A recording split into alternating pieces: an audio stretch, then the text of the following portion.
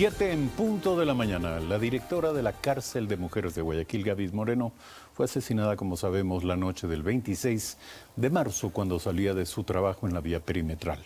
La señora Moreno, de 46 años, recibió 12 impactos de bala y falleció en el hospital universitario mientras recibía los primeros auxilios. No es un simple hecho de sangre ni un dato aislado sobre la violencia, porque a muchos da la impresión de que este hecho representa una situación latente, no revelada del estado de inseguridad en el sistema carcelario, que ya no solo afecta a la población carcelaria, sino también a sus autoridades. Está aquí la ministra de Justicia, Rosana Alvarado. Buenos días, gracias por acudir a esta invitación. ¿Qué se sabe del caso de la asesinada directora de la cárcel?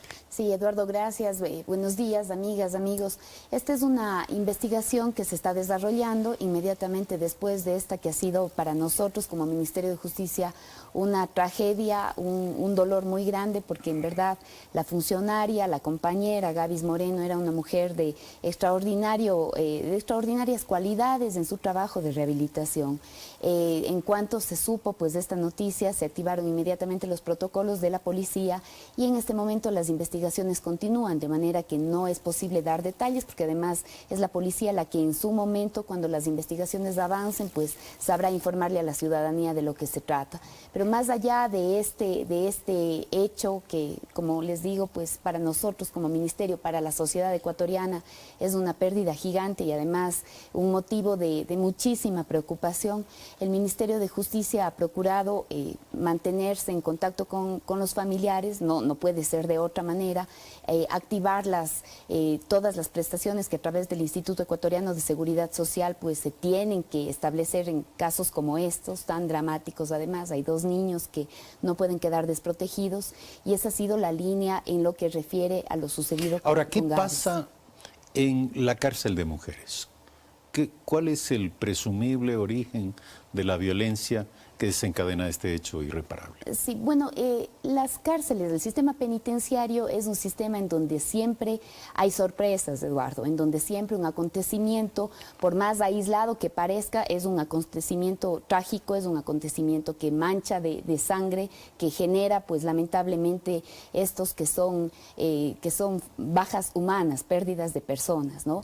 En este sentido, es importante reconocer todo lo que ha sido la trayectoria y cuál ha sido el histórico de los centros de rehabilitación en el país, que han enfrentado siempre problemas estructurales y bueno, otros que son más coyunturales. En los temas estructurales teníamos un hacinamiento que sobrepasaba el 200%, por ejemplo. Pero yo le pregunto, es que no es un hecho cualquiera. Es un acto de sicariato, evidentemente, 12 tiros para asesinar a la funcionaria. Estamos hablando de un hecho de violencia provocado o producido probablemente por personas que están dentro de la cárcel, del lugar donde trabajaba la funcionaria. Bueno, no necesariamente. En eso la policía dará a conocer cuáles son las hipótesis, porque entonces lo que acaba de mencionarse es que la responsabilidad estaría ya identificada en el centro de rehabilitación cuando puede haber varias posibilidades. En verdad, estos son actos que más allá de la sorpresa, más allá del horror que generan, pues se investigan porque hay algunas connotaciones que pueden ayudar a identificar, más allá de los responsables, cuál es la articulación de bandas criminales, de organizaciones delictivas que pueden estar dentro de los centros de rehabilitación. De hecho, es allí en donde después de que son sentenciados y después de un proceso investigativo se determinan las responsabilidades y es allí donde se cumplen las condenas. ¿Pueden estar o hay evidencias de que hay esto? Bueno, siempre es que los que son sentenciados afuera, no es que al ingresar en los centros de rehabilitación cambia su comportamiento, no es que se convierten en buenas personas, no es que modifican su conducta, es que es bastante posible que al interior de los centros, inclusive por las propias condiciones de encierro, su comportamiento social sea todavía más agresivo o de más violencia. Generalmente por eso es que se presentan los sucesos violentos al interior de los centros, porque las bandas quieren controlar los pabellones, porque quieren tener aquello que se denominaba el caporal, una persona sale ya en libertad porque su sentencia ha sido cumplida, ¿quién le sucede en estos mecanismos de controlar o de tener poder en los centros de rehabilitación? Las riñas, las peleas son frecuentes. ¿Y estas disputas de poder son la tónica dentro de la cárcel? No, No, ¿no? más bien creo que el sistema penitenciario ha mejorado muchísimo, no solamente con la infraestructura, pero la infraestructura es básica, el momento de conseguir mejores condiciones de seguridad para las personas privadas de libertad. En el hacinamiento los problemas crecen, en el hacinamiento asimismo los riesgos crecen y se hacen más fuertes, más difíciles de controlar. En un sistema como el que se ha desarrollado en el Ecuador, a más de tener infraestructura, crecieron los servicios al interior de los centros de rehabilitación y las políticas de rehabilitación. Esto no es de un momento al otro, esto tiene ya una década de transformaciones, naturalmente siempre se puede mejorar, pero además siempre hay problemas que siguen surgiendo, ¿no? Hoy por hoy, ¿cuál es la realidad? Usted habla de hacinamiento. Bueno, el hacinamiento que teníamos antes era superior al 200%. En este momento podemos decir que es un hacinamiento muy inferior al que se tiene en promedio en la región, en América Latina, pero tenemos hacinamiento. Tenemos un hacinamiento de aproximadamente el 37%.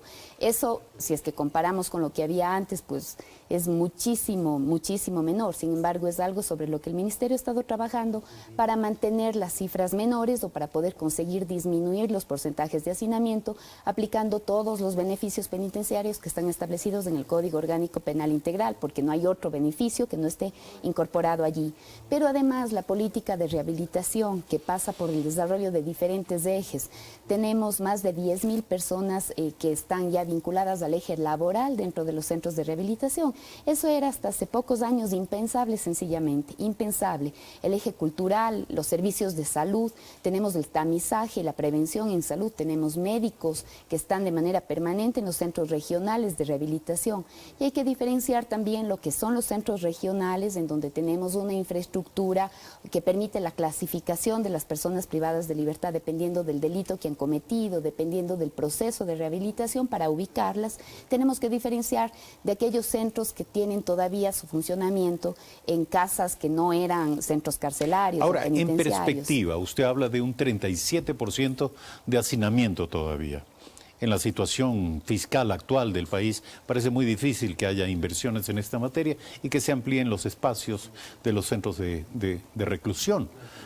¿Cuál es la solución puntualmente? Sí, bueno, esos son problemas estructurales, Eduardo, ¿no? Como decíamos, si es que revisamos a nivel de la región, hay países que tienen más del 230% de hacinamiento, sobrepoblación, enfermedades, pandemia, cero rehabilitación al interior de los centros. De cualquier manera, nosotros hemos podido ir disminuyendo paulatinamente el hacinamiento.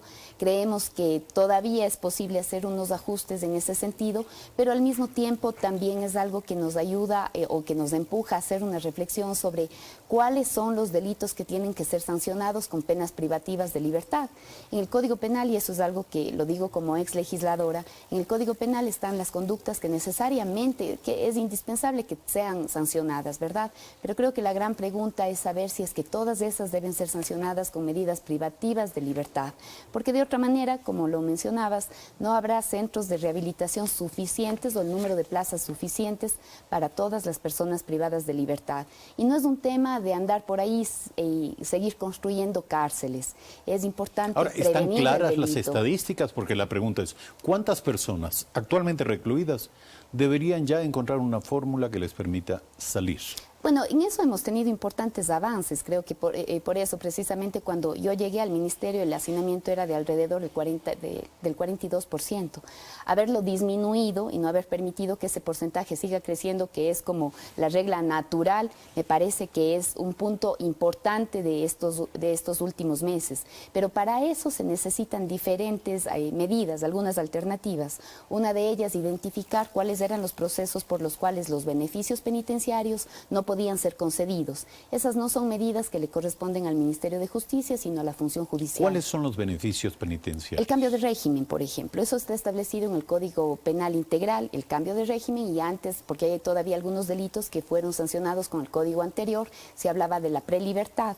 Ambas figuras, ambos mecanismos, después de haber cumplido un porcentaje de la pena y después de que en el expediente se haya valorado, por ejemplo, la conducta de la persona privada de libertad, sus iniciativas para la rehabilitación, para la reinserción, no tener ningún otro proceso abierto, haber guardado pues buena disciplina, buenos mecanismos de convivencia, todo eso tiene que ser valorado por el Ahora, juez de los garantías mecanismos penitenciarias. para conceder este tipo de privilegios. No son privilegios, son beneficios penitenciarios. Beneficios penitenciarios.